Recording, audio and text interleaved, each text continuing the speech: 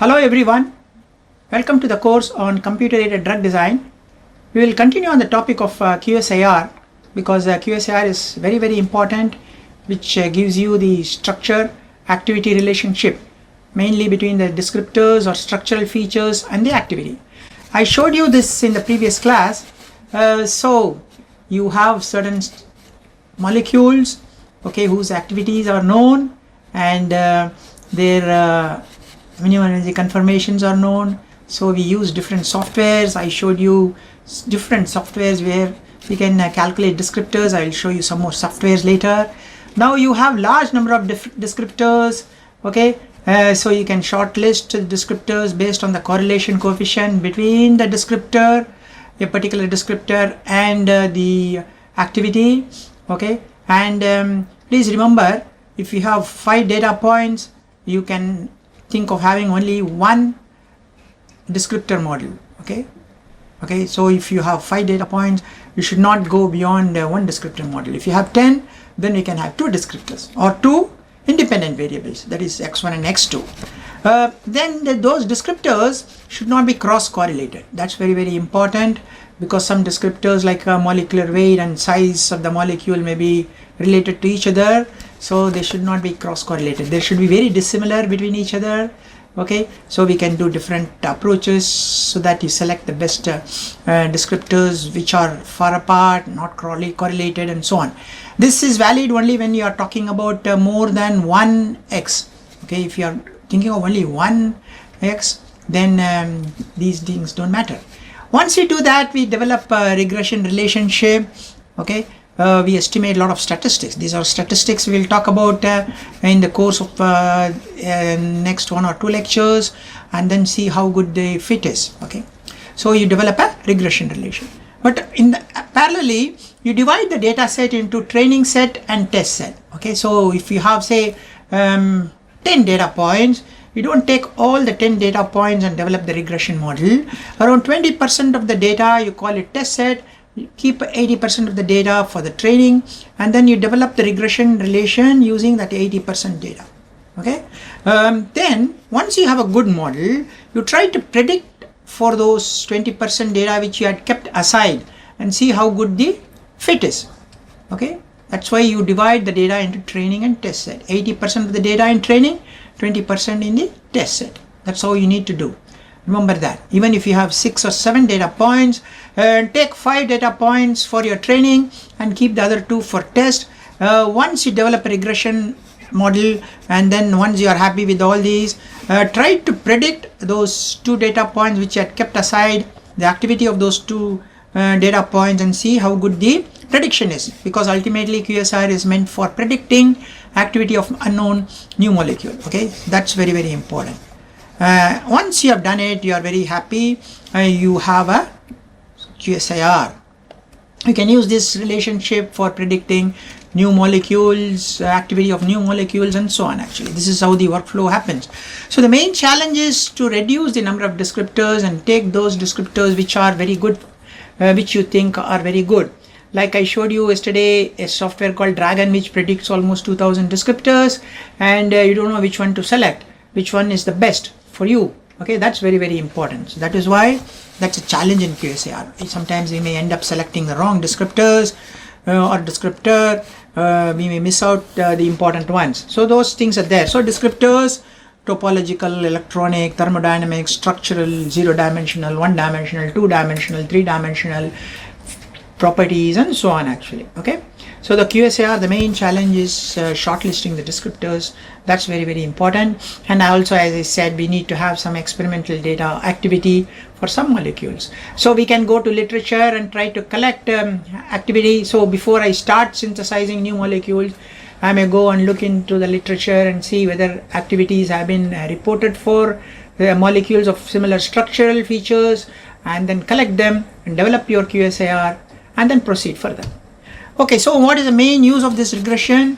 QSAR is nothing but regression, determining which factors are important in a system, okay, building equations that can be used to predict behavior for new molecules, new operating points, or new conditions, okay. That's the advantage. So I can use QSAR, QSTR, QSPR, either for property or toxicity and so on. Okay, so initially we may need to have data from literature or from lab assays, and then develop the regression model. So like I said, we must have at least 5 data points for one parameter model or one descriptor model. Perform the regression, see whether the fit is good, determine the statistics like R-square, R-square adjusted. We will talk about what the definitions of all these. The rule of thumb is 20% of the data for validation or test, 80% for your training or fitting the data. That's very important. So you could have, you can select the X which seems to have good correlation with Y. Y is your activity, X is your descriptor. So if there is no correlation between Y and X, that is Y axis is Y, X axis is X, that is activity and descriptor on the X axis.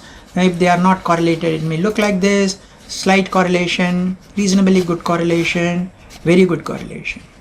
Okay, so as X descriptor value increases, activity also increases. You can also have a negative good, very good correlation like this. So as the descriptor value increases, activity may be going down. For example, lipophilic systems may not work on hydrophilic assays. Okay, so as the lipophilicity increases or log P increases, the activity may be going down. So you can have both negative as well as positive value. This is the ultimate, the best. Okay, but you can have in between like this actually.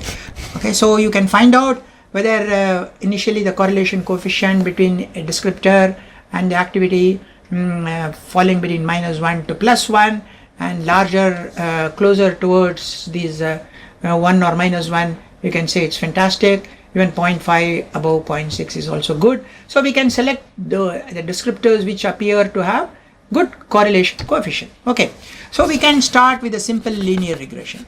Okay, so we can have, say, activity on this side, one constant plus B1 into X. Like I showed you one example yesterday, X could be your molecular volume or dipole moment. Okay, so it could be molecular weight and so on actually. Okay, or log P. You can also have single parameter squared, log P square, log P cube. Generally we will not have cube and all, but we can have square in certain situations. Of course, remember, you may need to have more data points so that we have enough degrees of freedom if you want to have square type of model, because there are 3 unknowns here. We can also have 2 parameter model. We can have log P and say electrostatic, okay, sigma coming here. So again, as you can see, the more number of parameters, more complicated, the quadratic, you have so many unknowns. Okay, so you need to have a lot of data points so that the degrees of freedom is satisfied. So basically a little bit of statistics. So you are trying to minimize the sum of squares. So Y is the activity as measured, that is experimental. Y model is the prediction of the regression. So this is squared, you are taking sum and then you are trying to reduce this. This is what it is all about actually. You are trying to minimize the sum of squares of this. Is called error or residual, because this is measured activity and this is as predicted by the model. So this should be as low as possible. You are squaring it so that minus or plus, it will always be positive, and then you are taking a summation. Okay, this is sum of squares of the error or residual, that is called. Okay, so there are a lot of softwares which can do that. So when you are doing a one parameter model or one descriptor model, you have Y. I put hat because it's called prediction. Normally we put a hat. Y is equal to Ax plus B. X is your descriptor, log P or molecular volume or molecular weight or dipole moment, whatever it is. So you are trying to get a least square line fit. This is called as least square because you are trying to minimize the square here, right? That is why it is called least square. So if your model is Ax plus B, then you are trying to minimize Y. I is the prediction, Ax plus B is the model. So sum of, you are squaring it up, difference, you are squaring it up, taking a summation, you are trying to minimize this. Okay, this is what you are doing. So if you want to minimize a function, what do? We take a differential with respect to A, equate it to 0, then take a differential with respect to B, equate it to 0, and then you have two equations, two unknowns, you will calculate for A and B. That's what you do. If you remember minimization in your calculus. Similarly, you can have a square. Okay, y is equal to ax square plus bx plus c. So x could be log p, so you could be having log p square and log p here. So we have three parameters. Again, you are trying to minimize. yi is your actual experimental data. This is your prediction. Okay, so difference, squaring it up, summation, you are trying to minimize this. So if you want to minimize this, what do? We take a differential with respect to A equated to 0, differential with respect to B equated to 0, differential with respect to C equated to 0, then you estimate A, B, C, because we have three equations, three unknowns. Okay, basically this is how it may look like. Okay, so for example, if I have yesterday in the previous class also I showed you how to calculate. If it's so simple, it's very easy to do. Okay, using Excel, we don't have to sweat it out at all. Okay, so we do this. So this is log p, for example.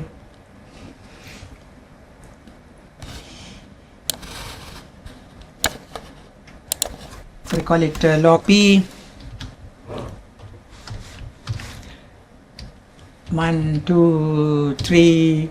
Say we say activity, then 0.5, 1.5. Okay, so this is very simple. We can use the graph here.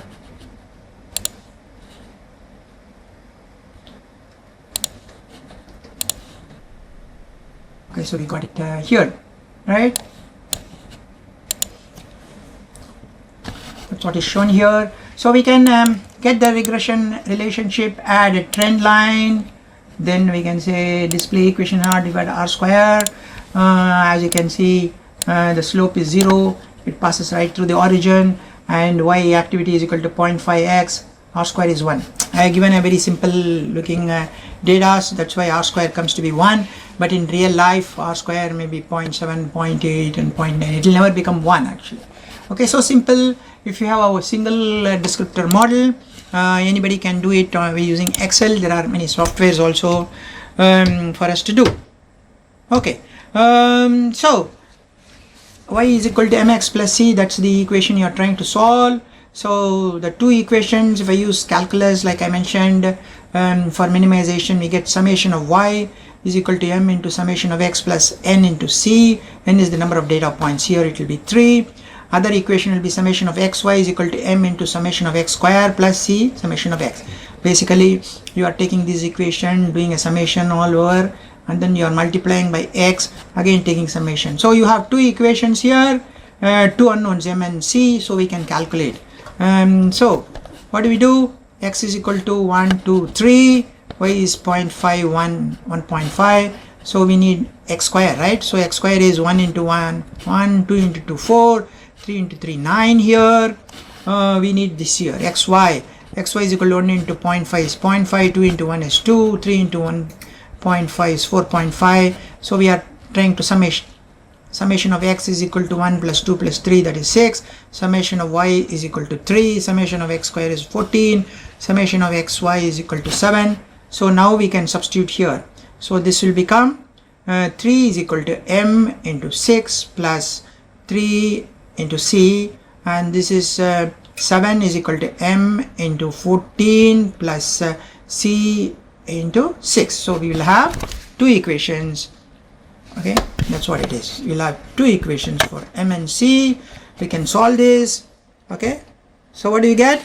We get m is equal to 0.5 and c is equal to 0. In fact, that's what we got in our Excel also, right? That's what we got in our Excel also. Okay, m is equal to 0.5, c is equal to 0. So this is the principle by which this particular thing works. Okay, so the if you do not have Excel, you can do it. This is the basic by which it works actually. So summation of y is equal to m into summation of x plus nc. Summation of xy is equal to m into summation of x square plus c summation of x. Basically you are taking this and getting this equation, and you are multiplying by x, and then you are getting this equation. So summation of x is nothing but adding up all the x values. Summation of y is adding up all the y values. Summation of x square is nothing but calculate x square, and then adding all of them. Summation of xy is equal to x into y, and then adding all this. So you develop two equations, two unknowns m and c.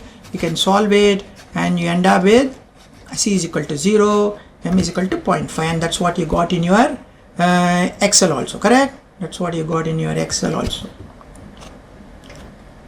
Okay, that's what you got in your Excel also. So this is the principle by which you get the m and c. So if you have one parameter, it's very simple. With the Excel you can draw the graph and then calculate the regression equation. And R-square, if you do not have Excel, you can use this formula to calculate the m and c. Okay, this is the principle by which it works.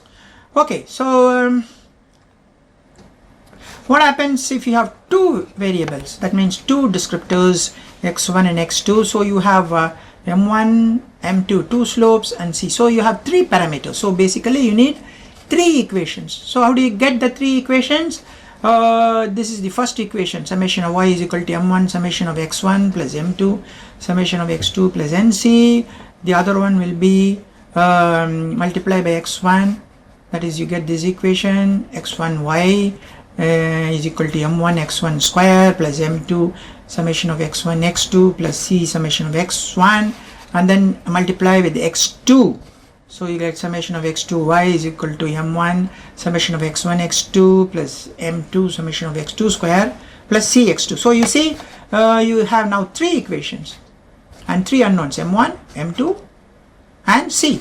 So we can solve this and get these three constants. So then your QSAR will be this. This is a two descriptor problem. Okay, so descriptor 1 could be log p, and descriptor 2 could be sigma or some electrostatic parameter here. Okay, this is your QSAR equation. Of course, when you have this type of model, when compared to one descriptor model, you should have at least 10 data points. So as per rule of thumb, 5 data points, you should stick to only one descriptor model. Approximately 10 data points, you can go for two descriptor model. Okay, at least 8 data points you should have. Of course, that's not correct, because if you want to divide the data into training and test set, so even if you have 7 data points, 2 of the data points you can put it as test set. So 5 data points you can develop a single model.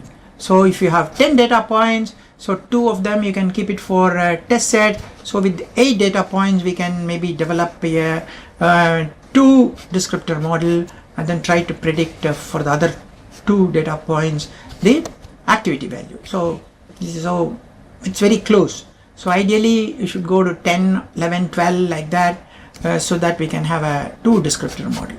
Remember that we should have enough data points so that we have enough number of data points in the test set as well as the training set. So what are the steps in regression which I showed you? Specify the form of the regression model, linear or quadratic, x1 to xj, which one to include. So they should not be cross correlated. That's very, very important. Okay, perform the regression analysis using training set data, compute so many parameters, mean, variance, R squares, R square adjusted, R square predicted, Q square. We are going to do that. Compare the predicted versus actual values, how well the regression fits. Check the residuals. Residuals is that error, y experiment minus y predicted, that's called residuals, and see how they look like. Okay, identify the important ones. There may be some descriptors which may not be very important, then we can remove those. Okay, we can take only those which are important, and then again fit the data. Like that we can do actually. Remove insignificant terms. Okay, then look at the final regression model. This is how go about. So these diagnostic statistics, that is R square, R square adjusted, R square predicted, Sometimes some people use QSAR, so many things. Look at residual plots, then run the test data. These three are very important when you develop a QSAR. Don't think QSAR is just a mathematical fit using a software and that's it. It's not correct. You must look at these p-values, R-square, R-square adjusted, R-square predicted, Q-square and so on. Look at the residuals. See whether there is some pattern, there is some problem in the residuals. Then run the test set or validation set and see whether the model is able to predict that data. Then only you can say your QSAR is good. Until then, you cannot trust the QSAR. Please remember, QSAR is not fitting some points using a regression line or a quadratic model, and then that's it. You need to spend some time, think, and see whether there are some hidden mistakes. Okay, I'm going to show many of them where you can goof up. Now let's look at these statistics. We call it goodness of fit. R we know is the correlation coefficient. There is something called R square. Is the fraction of the total variance that is expected by the regression equation.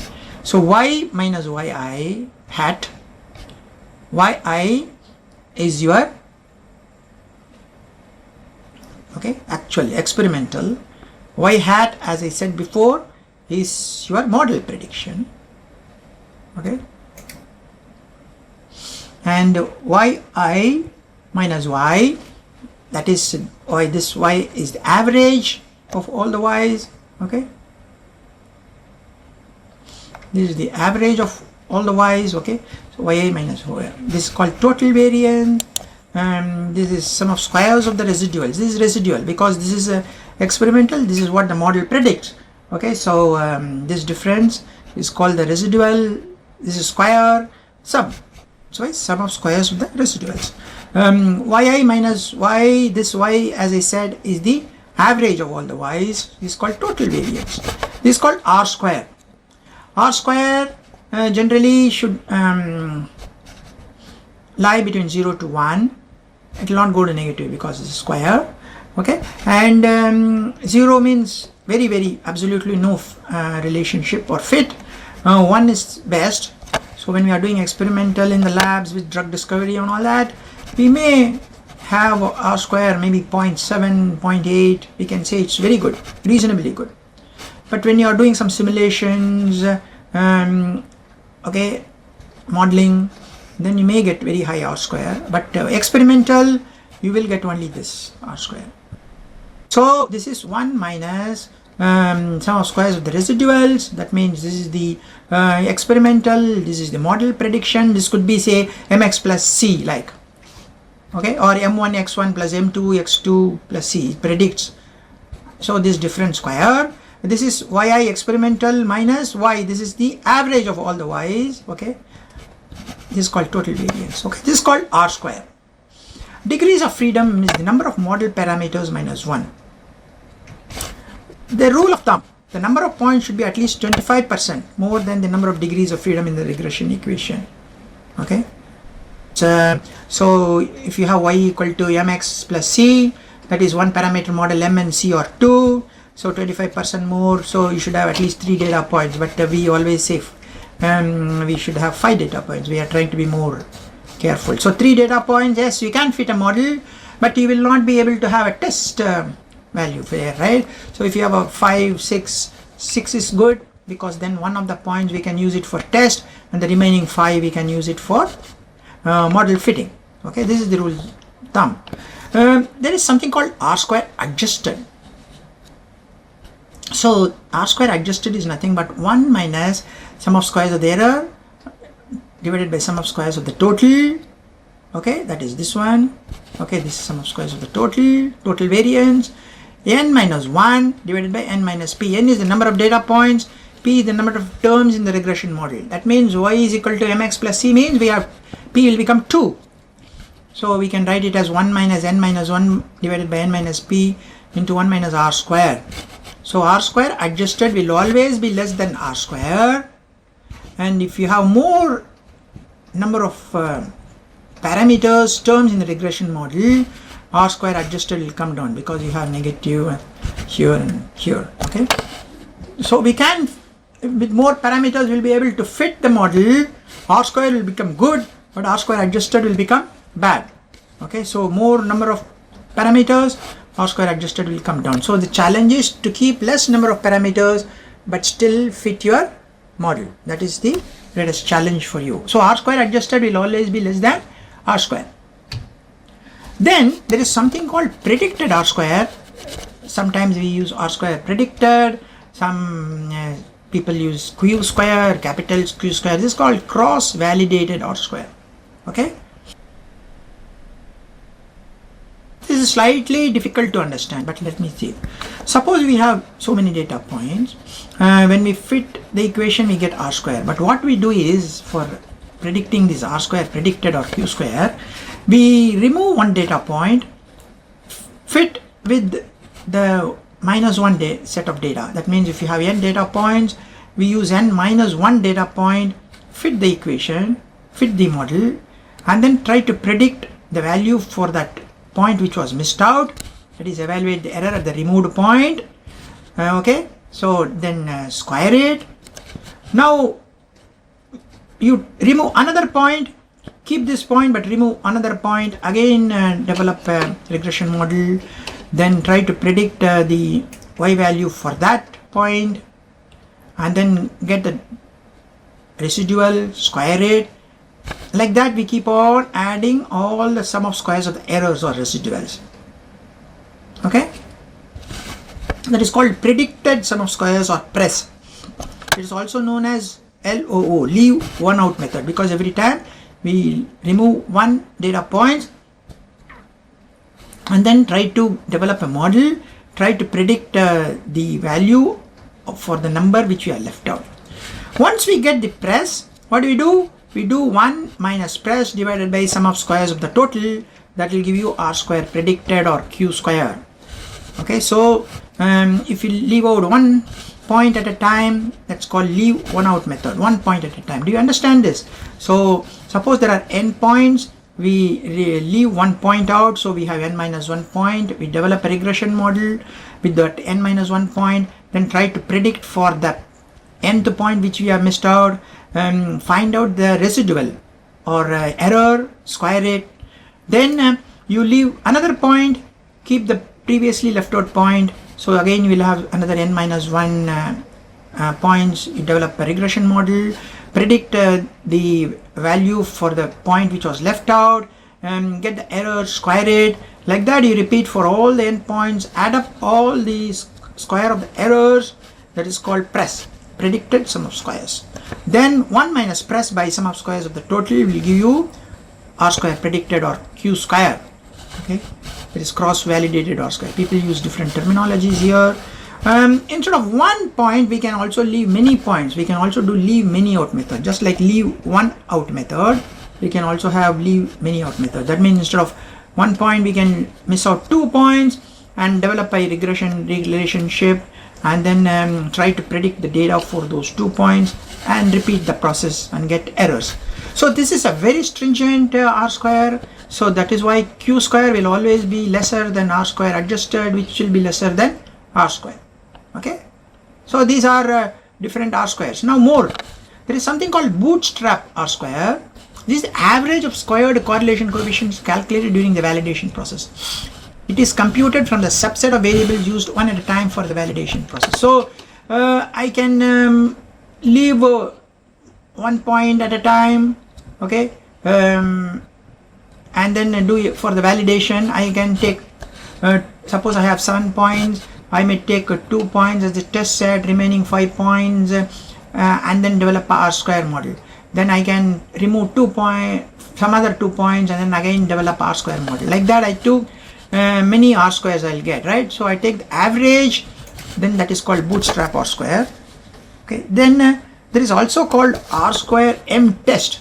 Okay, this R0 square is the squared correlation coefficient between the observed and predicted values of the test set compounds with the intercept set to 0. So I also mentioned that we should have some test set, right, apart from training set. So with the test set, what you do is we do a Rsquare Mtest using this particular formula, where R square 0 is squared correlation coefficient between the observed and predicted values of the test set compounds with the intercept set to 0. That means you force the intercept to pass through the 0 and get an R naught square. Without allowing it to pass through 0, you will get an R square, and then use this formula. That is called Rsquare Mtest. This is more stringent. Okay, so you are forcing the line to pass through the 0 to get this R square. Here you are not forcing it, so you get this, and then see whether the value greater than 0.5, so that the model can be accepted. Okay, then you also have other approaches, R0 and R0 dash. These are corresponding correlation coefficients for the regression through the origin, where we have I observed is equal to K yi predicted, or yi predicted is equal to K dash yi observed. Okay, so we see we fit a model this way, we fit a model this way.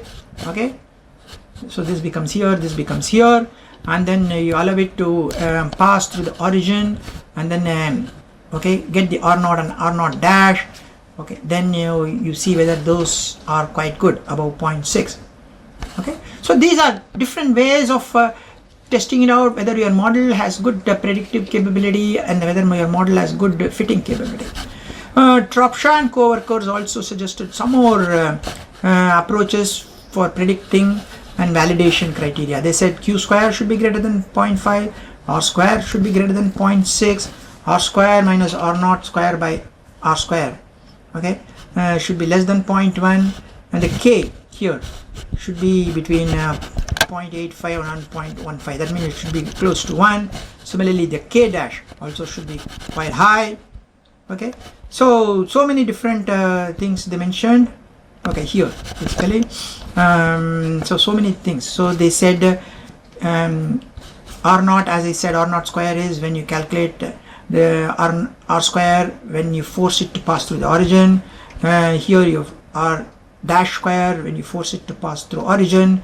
R dash involves you develop a model between predicted and observed, whereas here you observed versus predicted, you are developing a model.